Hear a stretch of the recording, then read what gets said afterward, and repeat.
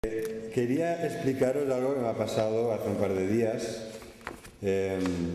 para empezar la predicación, porque tiene que ver con el tema de hoy, de que somos creyentes, cristianos, discípulos del Señor. Me ha llamado un hermano de Asturias, de Llanes, Nicolás. Él me dice que se siente muy solo, que nos conoce a través de la página web de la Iglesia, que es una bendición. Seguro que la página web de la Iglesia ha sido de bendición, de mucha más bendición de lo que nosotros podemos tener como feedback, como de lo que nosotros podamos tener conocimiento, ¿no? Porque es algo que está ahí.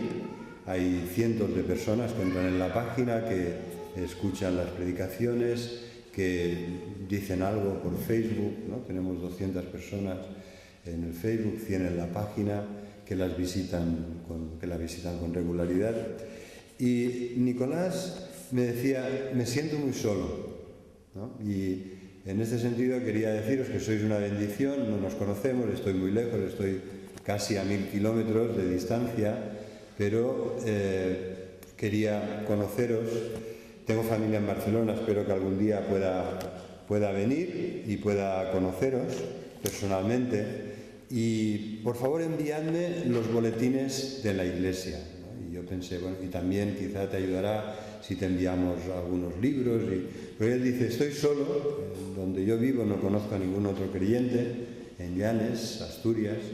La iglesia más cercana está a más de 100 kilómetros, me decía, yo no conozco bien Asturias, 100 kilómetros está muy lejos, ¿no? Pero hay regiones de España donde cuesta más, ¿no? Por ejemplo, pues hay pueblos que diría que hay muchas iglesias, ¿no? Como en Barcelona hay más de 100 iglesias, en Rubí pues hay 10 o 12, como en Tarrasa, como en Sabadell, en Sitges solo hay una, ¿no? ¿Verdad? Son cosas que cuesta entender por qué en unos sitios hay tantos creyentes y en otros no tantos, ¿no? Bueno, oremos por Nicolás, ¿eh? Vamos a enviarle los boletines de la Iglesia, vamos a enviarle libros. Está muy solo, que yo le iré hablando, y si alguno queréis llamarle alguna vez, supongo que se pondrá muy contento. La verdad es que se puso muy contento que yo le devolviera la llamada, y después me ha enviado varios mensajes y me decía que está enfermo, que tenía un problema de salud, que eso también le dificulta moverse, y sobre todo pensar en ir a una iglesia a 100 kilómetros, le dificulta mucho. Quisiera hablaros hoy de lo que es el discipulado, ¿no? Como creyentes, como cristianos, en la iglesia muchos hemos hecho un discipulado que ha sido de mucha bendición, y a mí me gustaría poderlo seguir haciendo y que otros lo hagan, ¿no? Porque hay personas muy preparadas para hacerlo, aunque no sea yo el que esté directamente implicado en el grupo. Pero entender bien lo que es ser discípulo de Jesús es clave, porque a veces tenemos conceptos ahí muy vagos, muy desdibujados o quizá equivocados. Todo el capítulo 9 de Lucas, que hemos leído los primeros versículos, todo el capítulo 9 nos habla del discipulado. El capítulo 10 también nos habla de cómo Jesús primero envía a los 12 apóstoles, pero en el capítulo 10 envía a 70 discípulos. Después, al final del Evangelio, sabemos, y por 1 Corintios 15, que Él, cuando resucitó, se manifestó, se apareció resucitado y estuvo allí con más de 500 discípulos. Jesús preparó de una forma especial a los 12 apóstoles, pero tenía muchos otros discípulos. Y gracias a la labor que Jesús hizo con personas a las que dedicó mucho amor, mucho tiempo, mucha paciencia, mucha enseñanza, vivían juntos, andaban juntos, trabajaban y servían a Dios juntos. Gracias a esto se consiguió una solidez para la Iglesia. Lo que Jesús hizo no fue simplemente ocuparse de las multitudes, ¿no? Y tener mucho éxito porque muchas personas querían seguirle, querían escucharle o querían que les ayudara, que les sanara. Jesús no solo atendió a las multitudes, sino que de una forma muy especial se concentró en grupos más pequeños de personas. Y es esto, el que Jesús se dedicara especialmente a sus discípulos, lo que dio solidez a la Iglesia, porque las multitudes no tenían esa base sólida, profunda, que les permitió a los discípulos pasar por todas las pruebas cuando vieron que Jesús era crucificado, que parecía que se acababa todo, y que después tuvieron que empezar a predicar el Evangelio en un ambiente hostil, en un ambiente que era contrario, que era difícil. Bueno, quizá esto os suena, no sé si a vosotros os va muy bien cuando compartís el Evangelio y nunca encontráis ni oposición, ni rechazo, ni burlas, ni indiferencia. Pero la realidad es que también para nosotros es difícil. Así que a mí me gustaría que nos fijemos, que reflexionemos hoy sobre un binomio. Un binomio es una ecuación en la que hay dos elementos, ¿no? Y en este sentido me gustaría hablaros del binomio del llamamiento y el enviado, el llamados enviados, ¿no? Este es el binomio en el que me gustaría reflexionar, porque esto es muy importante y marca nuestra vida. Hemos sido llamados y hemos sido también enviados. Si somos realmente creyentes, cristianos, discípulos, esto ha pasado en tu vida.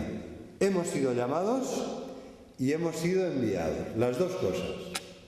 ¿Vale? Algunos es como si nos hubiéramos quedado en la primera parte del binomio. Hemos sido llamados, aquí estamos, pero ¿sabéis? Cuando acabe el culto, ¿qué va a hacer el pastor? Va a dar una bendición en el nombre del Señor, porque es el Señor que nos ha llamado, es también el mismo que nos envía con su bendición para que seamos sal y luz, para que proclamemos el reino, para que anunciemos el Evangelio, para que en el nombre del Señor hagamos su obra. ¿Vale? Y ese binomio, llamados y enviados, es una realidad en cada una de nuestras vidas, en cada una de las vidas de los verdaderos hijos de Dios. Así que me gustaría hablaros de estas dos características del verdadero discípulo. La primera característica es el llamamiento de Dios. Hemos sido llamados por Dios. Si somos hijos de Dios, ¿sabéis?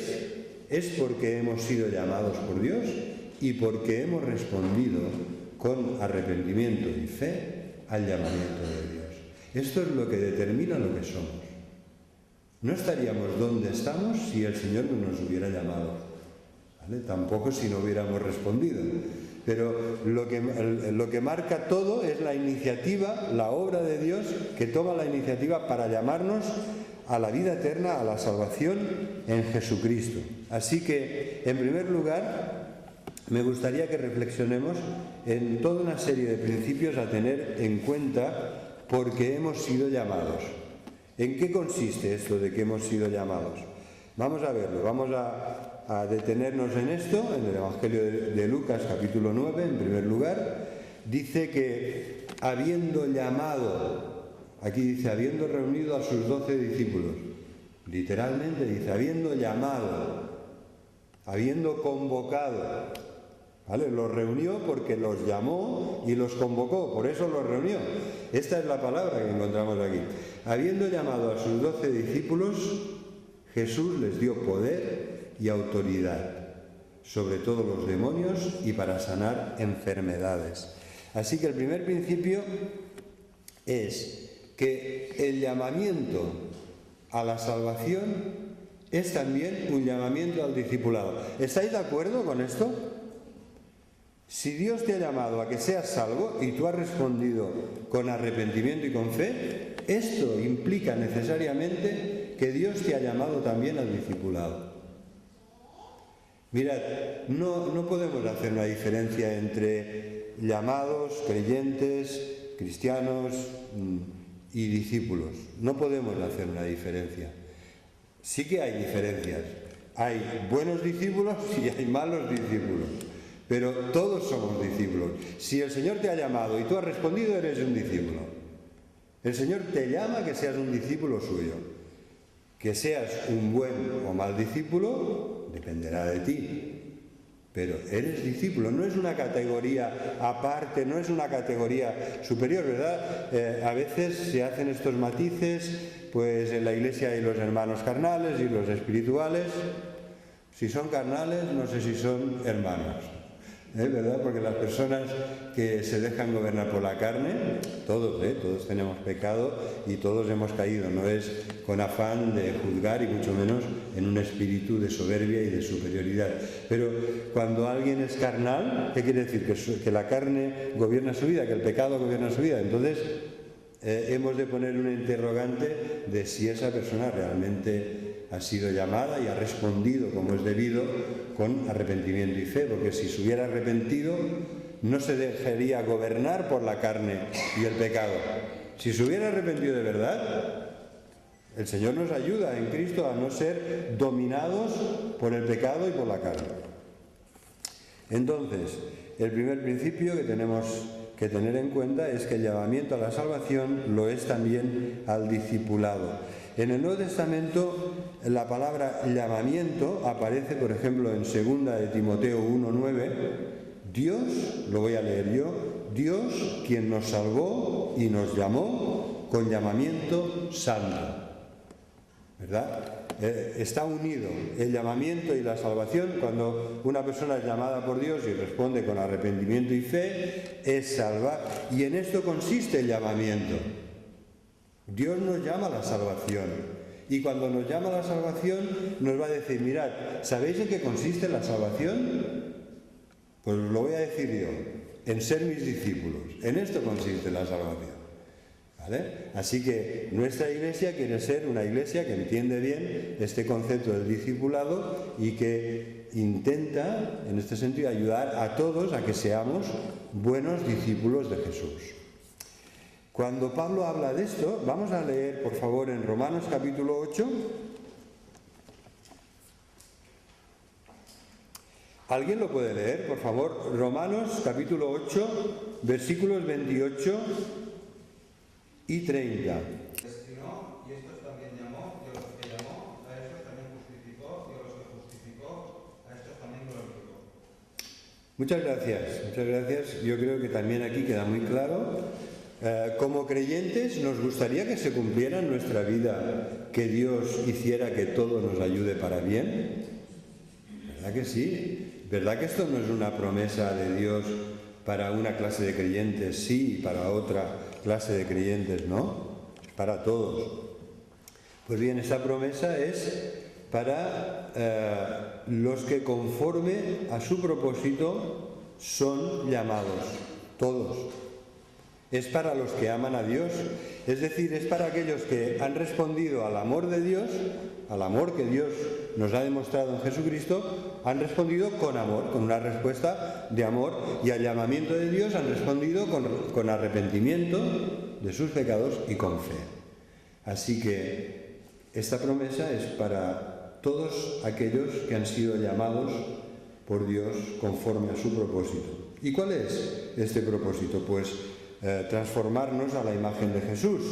Y entonces Pablo recapitula todo esto en el versículo 30 cuando dice que Dios a los que predestinó llamó, ¿verdad? También les llamó, y a los que les llamó también justificó, y a estos también glorificó. Hay una cadena que nadie puede romper, es la obra de Dios que predestina, que llama, que justifica y que glorificará, es decir, que nos llevará con Él a compartir por toda la eternidad su gloria, su gozo y su gloria. Pablo sigue hablando de esto cuando en el capítulo 9 nos dice en el versículo 24, ¿no?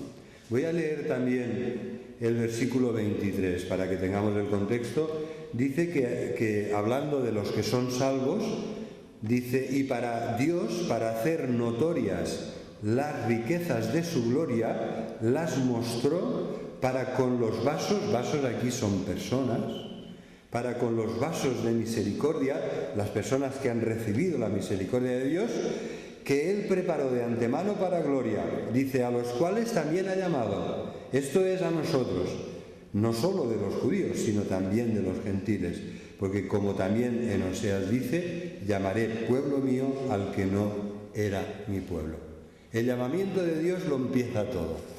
Si estamos aquí es porque Dios nos ha llamado.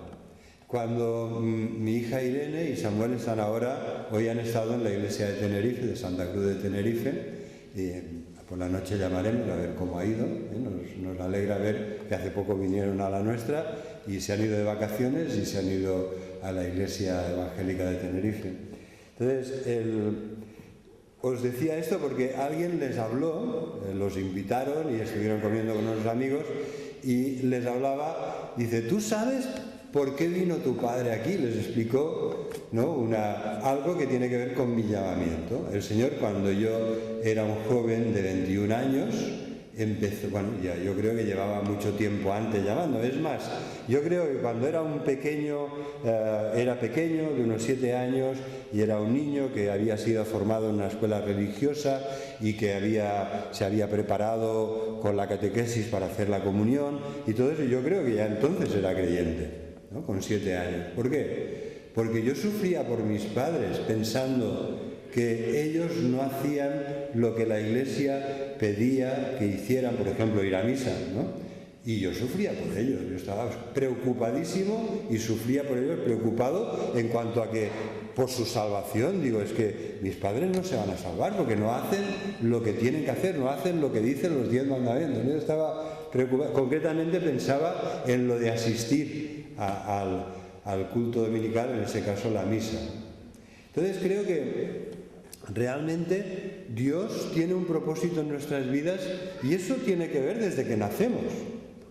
¿Vale? A veces nos focalizamos mucho en el momento en que ha habido una conversión. Claro, yo tuve un día que fui a la iglesia, que empezaba a ir a la iglesia, hubo un hermano que predicó del Evangelio y que me habló de que Cristo había muerto por mis pecados, y aquel día yo no podía parar de llorar porque me daba cuenta de que era así, de que Cristo tuvo que morir también por mis pecados, que Él quiso cargar sobre sí mismo, recibir el castigo que yo merecía y así, recibiendo el castigo de nuestra paz, reconciliarme con Dios. Ese día yo no podía parar de llorar. Yo entiendo que ese día Dios hizo algo especial en mi vida, lo llevaba mucho tiempo resistiendo, y entonces este hermano le hablaba a mi hija de todo esto, de cómo después, a los 22 años, antes de este día en la iglesia, mucho antes, 2 años antes de este día, el Señor ya me estaba hablando, ya me estaba llamando. Yo veía por todos sitios, veía mensajes de parte de Dios, me sentía sobre todo fuertemente interpelado. ¿Sabéis por qué? Por la cruz. Por la cruz en la que murió Jesús. La cruz para mí era un símbolo de ese lugar en el que Jesús murió por nuestros pecados. Cada cruz que veía era como si Dios me recordaba, me hablaba, me recordaba que tenía que hacer algo, que tenía que cambiar, que tenía que volver a Él. ¿Vale? Entonces mi hija me decía, papá, tú esto no nos lo has contado. Seguramente que sí, pero no se acordaba, y cuando se lo contó este amigo se quedó así como muy impactada por lo que le contaba. Porque, entre otras cosas, en esas cruces que me impactaron tanto estaba la de la Plaza España de Santa Cruz de Tenerife. No sé si alguno ha estado en esa plaza que hay justo delante del puerto y que hay una cruz enorme, es una torre en forma de cruz a la que se puede subir. Así que incluso en esto vimos cómo el Señor en su providencia había guiado las cosas de esta manera. Me gustaría que nos fijemos en esto, ¿no? En que el primer principio a tener en cuenta es que el llamamiento a la salvación lo es también al discipulado. El segundo principio, ¿cuál es? Vamos a leer, otra vez vamos a ir a Lucas capítulo 9, y me gustaría leer con vosotros lo que les dijo Jesús. Es más, me gustaría, por favor, que alguien lo leyera por mí, si es posible con voz fuerte, en Lucas 9, del 21 al 26. Sea desechado por los ancianos, por los principales sacerdotes y por los escribas, y que sean muertos, y resucite al tercer día. Y decía a todos: Si alguno quiere venir en pos de mí, niéguese a sí mismo, tome su cruz cada día y sígame. Porque todo el que quiera salvar su vida la perderá, y todo el que pierda su vida por causa de mí, éste la salvará. Hasta ahí. Sí, muchas gracias. Hasta aquí. ¿De qué aprovecha el hombre si gana todo el mundo y se destruye o se pierde a sí mismo? Porque el que se avergüenza de mis palabras, de mí y de mis palabras, de éste se avergonzará el Hijo del Hombre cuando venga en su gloria y en la del Padre y de los santos ángeles. Como veis, aquí están los principios del discipulado. Jesús dice, el segundo principio del discipulado es que el que quiera venir en pos de mí tiene que negarse a sí mismo. El que quiera ser como Jesús era un maestro itinerante, ¿verdad? En mi caso sabéis que si me queréis encontrar el domingo a las 6 aquí estoy. El miércoles a las 6, con la ayuda del Señor, aquí estoy también, ¿no? Y en el caso de Jesús esto no era así, porque era un maestro itinerante. Él iba de ciudad, había temporadas que estaba instalado en un lugar, en Capernaum, por ejemplo, pasó bastante tiempo, pero iba de un lugar a otro, iba por las ciudades, por las aldeas, iba a Jerusalén, volvía, pasaba por Samaria, volvía a Galilea, se iba a Tiro y a Sidón, ¿verdad? Era una persona muy activa, ¿no? Y quiso sembrar con la semilla del Evangelio todas aquellas tierras, y esto formaba parte del discipulado. La conclusión es que si alguien quería seguirle, tenía que ir en pos de él, ¿no? Tenía que, justamente para aprender de Jesús como rabí, como maestro, una de las condiciones era estar dispuesto a andar a su lado o detrás de él, para que cuando él se pusiera a enseñar o hiciera un milagro, tú poder estar ahí en ese momento tan importante, poder estar presente. Así que Jesús dice, el segundo principio del discipulado, de todos aquellos que quieran venir en pos de mí, es que tienen que negarse a sí mismos. Bah, ¿verdad? Qué fácil es decirlo. Niégate a ti mismo, ¿verdad? Qué fácil es decirlo. Pero, ¿y hacerlo? ¿En qué consiste negarte a ti mismo? Negarte, lo que quería decir Jesús, entiendo yo, es que luchemos contra nuestro egoísmo. Negarte a ti mismo quiere decir que tú te niegas a hacer todo aquello que no es aprobado por Dios, que no es la voluntad de Jesús.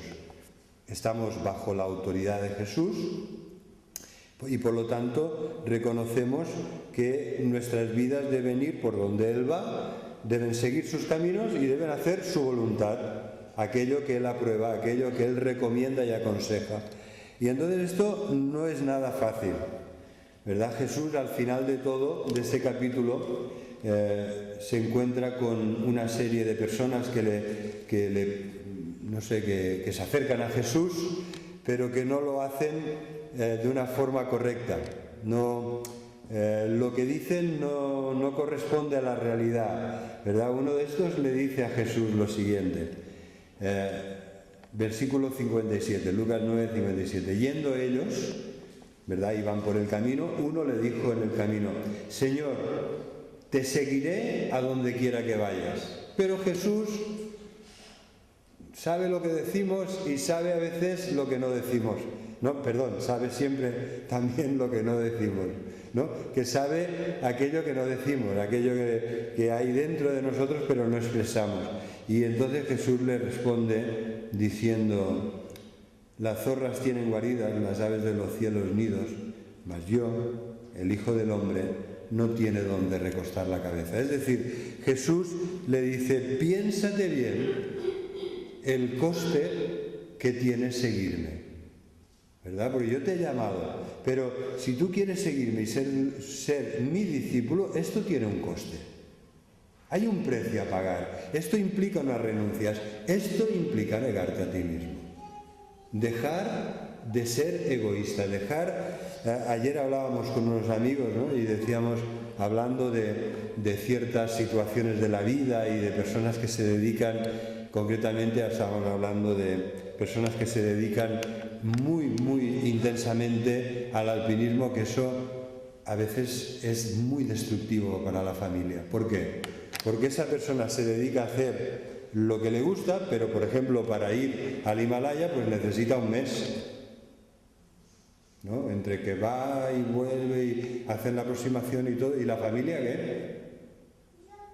¿No? Y hay situaciones de estas en las que el egoísmo a veces nos va cegando y no nos damos cuenta que al hacer lo que nos gusta o al hacer aquello que para nosotros es muy importante, estamos siendo egoístas, estamos dejando de lado a nuestra familia, a nuestra esposa o esposo, a nuestros hijos o la iglesia, ¿verdad?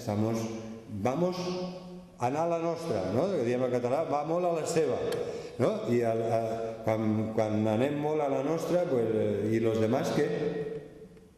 Entonces, este principio es muy importante. Niégate a ti mismo, combate el egoísmo que todos tenemos para seguir a Jesús siempre en camino, siempre haciendo lo que Él quiere que hagamos.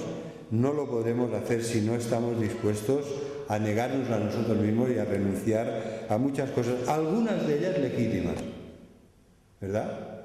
Legítimas, no es que sean pecado. Ya no digamos al pecado hay que decir que no. El niégate a ti mismo es siempre decir no al pecado, pero aquí estoy hablando de que negarte a ti mismo a veces consiste en negarse cosas legítimas, pero egoístas, ¿no? Son cosas que la palabra de Dios no condena, pero que tu actitud al querer hacerlas y tal es egoísta. El tercer principio nos habla de la urgencia de seguir a Jesús, ¿verdad? Toma tu cruz cada día. No podemos conseguir vencer nuestro egoísmo si no estamos dispuestos a tomar la cruz cada día. ¿Para qué tomaba? Cuando alguien tomaba la cruz, porque estamos hablando de esto de una forma simbólica, pero cuando en la época de Jesús alguien tomaba la cruz, ¿qué le pasaba? Algo muy grave le pasaba, que tomaba la cruz porque le iban a crucificar, o tomaba la cruz de uno que iban a crucificar, ¿no? Como es el caso de Simón de Cirene, cuando ya Jesús no podía más, que tomó la cruz porque la tomó en lugar de Jesús. Pero el Señor nos dice que tomemos la cruz porque para vencer al egoísmo hemos de estar dispuestos a morir por Jesús. Alguien dijo, yo creo que con mucha razón, que si el Evangelio no es algo por lo que vale la pena morir, tampoco es algo por lo que vale la pena vivir. Si no vale la pena morir por el Evangelio, tampoco valdría la pena vivir por el Evangelio. Hay muchos que han muerto por su fe, ¿no? Aquel cristiano que, una canción que hemos cantado mucho, yo he decidido seguir a Cristo, no vuelvo atrás.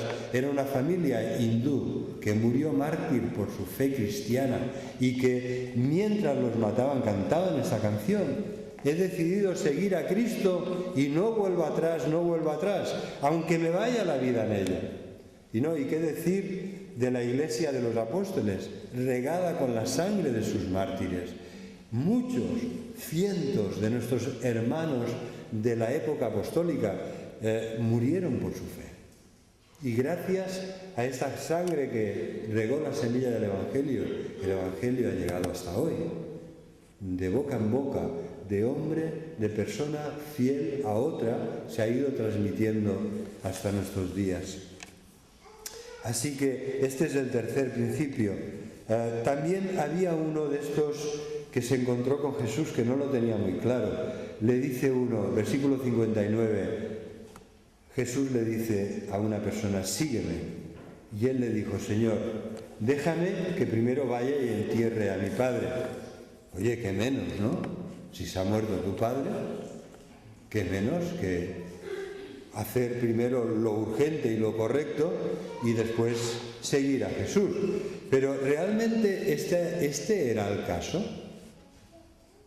No, mirad, hay un caso de un joven árabe brillante, se le ofreció una beca para estudiar en Inglaterra, en Oxford, y contestó, la aceptaré, muchas gracias, cuando haya enterrado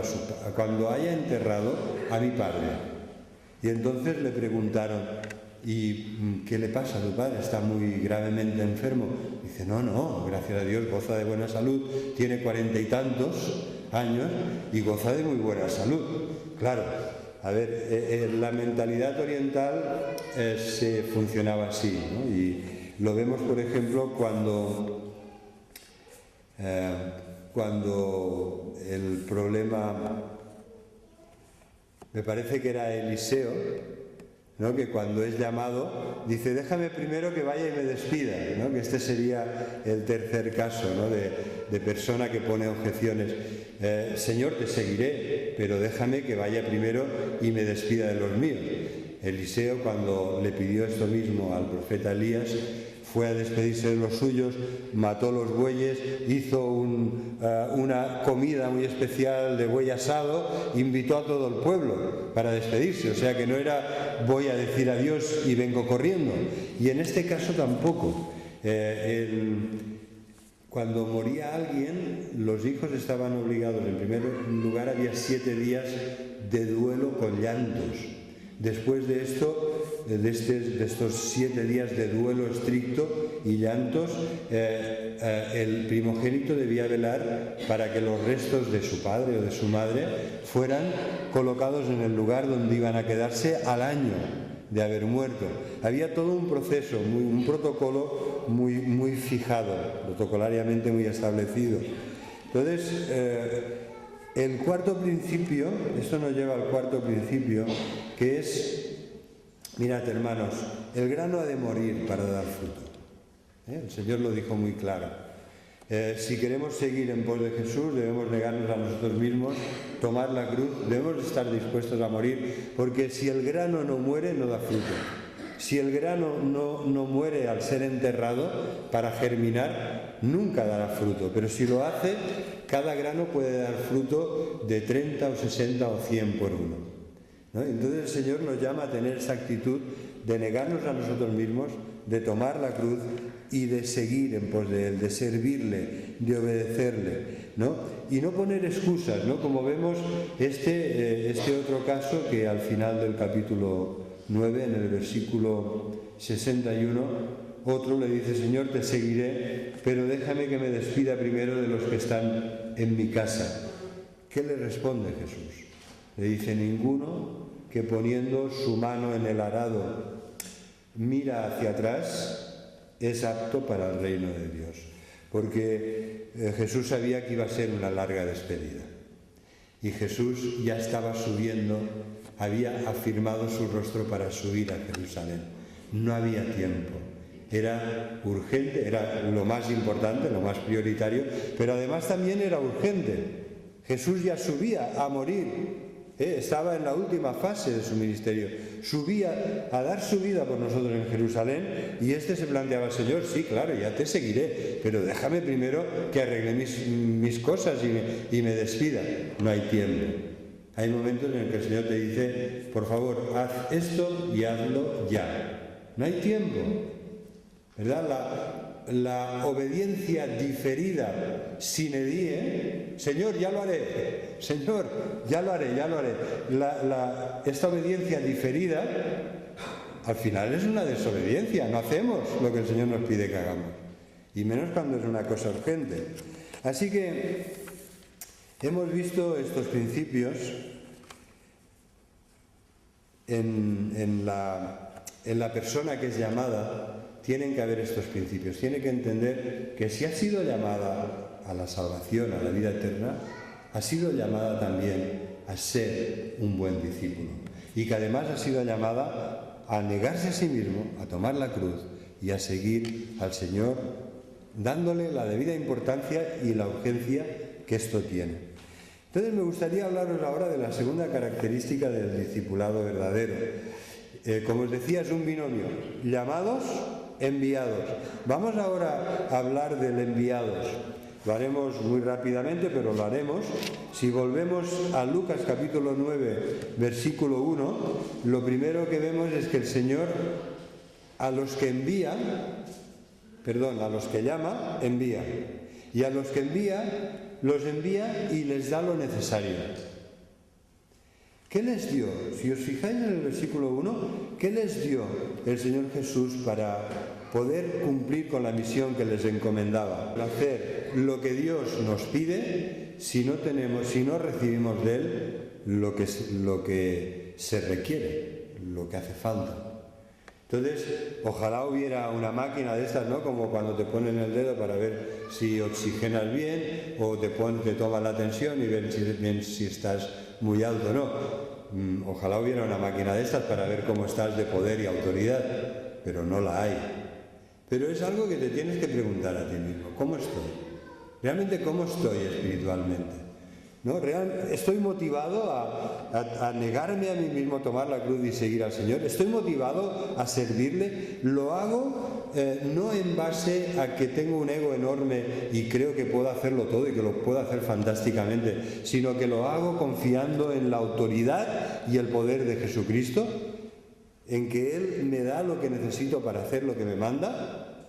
Yo espero que sea en esta última actitud que lo hacemos, porque sin el poder y la autoridad de Jesús no podemos luchar contra las huestes espirituales de maldad, ni podemos tampoco cumplir con nuestra misión orando por los enfermos y predicando el Evangelio, porque esto es a lo que les envió. Versículo 2, a los que llamó los envió, y los envió, versículo 2, a predicar el reino de Dios y a sanar a los enfermos. De una forma muy clara vemos el binomio: llamados, enviados. Enviados a predicar el Evangelio, porque después en el versículo 6, si lo queréis leer conmigo, dice que los discípulos, una vez hubieron escuchado a Jesús y se fueron, iban por todas las aldeas, salían y pasaban por todas las aldeas anunciando el Evangelio y sanando por todas partes. Es decir, que predicar el reino de Dios es predicar el Evangelio, es anunciar el Evangelio, ¿verdad? Vemos esta clara correspondencia entre el versículo 2 y el 6. Así que el Señor nos explica claramente qué quiere que hagamos. Quiere que seamos sal y luz, que prediquemos el Evangelio. Hermanos, yo me temo, ahora que ya fijaros ya la edad, ¿no?, que voy cogiendo, cuando miro atrás, yo creo que he estado mucho más en iglesias de llamados que en iglesias de enviados. Y la grandeza de una iglesia no es en el número de personas que están sentadas el domingo en el culto. La grandeza de una iglesia se mide por el número de personas que salen enviadas con la autoridad y el poder del Señor Jesucristo, ¿verdad? Esto es, no cuántos nos sentamos, sino cuántos salimos enviados y capacitados por Jesús. Y esto os lo digo para animaros, porque como iglesia aquí estamos, ¿no?, y estamos a gusto, alabando al Señor, escuchando su palabra, pero después saldremos con su bendición, con su autoridad, con su poder, para hacer la misión que Él nos encomienda. Y después de este rato ¿no?, en el que cargamos pilas, el Señor nos envía para que seamos de mucha bendición a otros. Y no entender esto así es realmente entenderlo muy mal, ¿no? Porque el Señor, esto es lo que el Señor quiere para su iglesia, que es una iglesia de discípulos y discípulas. Jesús tenía discípulos y, a diferencia de los otros rabíes de su época, tenía discípulos y tenía discípulas que seguían a Jesús, que le ayudaban, que le obedecían, que hacían la misión que Jesús les encomendaba. Las mujeres que en el Evangelio de Lucas, capítulo 8, mujeres que habían sido sanadas de espíritus malos, de enfermedades, 8.2, María Magdalena, Juana, la mujer de Chuza, el intendente de Herodes, Susana, y otras muchas que le servían a Jesús, que le ayudaban con sus bienes. Esto es la iglesia del Señor, la iglesia que Jesús quería y que quiere. Entonces también habréis notado que Jesús nos explica cómo debemos hacerlo. No toméis, versículo 3, no toméis nada para el camino, ni bordón, ni alforja, ni pan, ni dinero, ni llevéis 2 túnicas, y en cualquier casa donde entréis, quedaros allí y de allí salid. Y donde quiera que no os recibieren, salid de aquella ciudad y sacudid el polvo de vuestros pies en testimonio contra ellos. El Señor nos dice el qué y el cómo, ¿no? Y además nos provee todo lo necesario para que lo hagamos. Cuando Él dice a sus discípulos, mira, no toméis ni alforja, ni alimentos, ni 2 túnicas, ¿no? Porque esto lo deberías comparar con el capítulo 10 al principio o con Mateo capítulo 10, para que veamos que el Señor les da, con lujo de detalles, les explica el cómo deben hacerlo. Y Él les está diciendo, confiad en mí, yo cuidaré de vosotros, yo proveeré para vuestras necesidades. No hace falta que cojáis pan, no hace falta que se os quedará seco, no hace falta que vayáis con 2 túnicas, yo cuidaré de vosotros. Y así lo hizo. Ellos volvieron con gozo, diciéndole al Señor, Señor, hasta los espíritus se nos sujetan en tu nombre, ¿verdad? Esta autoridad que les dio para echar fuera demonios de personas atormentadas se manifestaba en ellos. Y el poder para sanar enfermedades se manifestaba en ellos. Ellos volvieron llenos de alegría porque habían hecho la voluntad de Dios, habían sido enviados, habían obedecido y volvían llenos de gozo porque habían visto la mano del Señor en sanidades, en conversiones, en liberaciones de personas endemoniadas. ¿Verdad? Ya os digo, comparando con Lucas capítulo 10, Mateo capítulo 10, vemos que es así. Y esto es lo que el Señor quiere. También este gozo es el que el Señor quiere darnos también a nosotros. Cuando seamos discípulos obedientes, que hacemos su obra, que le hacemos caso, que no solamente escuchamos lo que nos pide, sino que sabemos también cómo hacerlo porque le hemos escuchado atentamente y lo hacemos. ¿Qué puedo decir, hermanos? Amén. Llamados y enviados. Seamos fieles en esta misión que el Señor nos encomienda, porque la bendición de la Iglesia, que la vemos hoy aquí muy claramente, ¿verdad? Hemos estado domingos soleados, plácidos, con muchas menos personas que hoy. Muchas menos. Así que vemos la mano del Señor, vemos su bendición. El Señor nos mueve, el Señor nos capacita. Confiemos en Él, hagamos su obra, prediquemos el Evangelio, llevemos siempre con nosotros algo. Un folleto, un Evangelio, un Nuevo Testamento, una sonrisa, unas palabras amables para una persona que te necesita, ¿verdad? Que el Señor os bendiga. Muchas bendiciones y seamos, porque todos lo somos, creyentes, cristianos, discípulos, seamos buenos discípulos del Señor.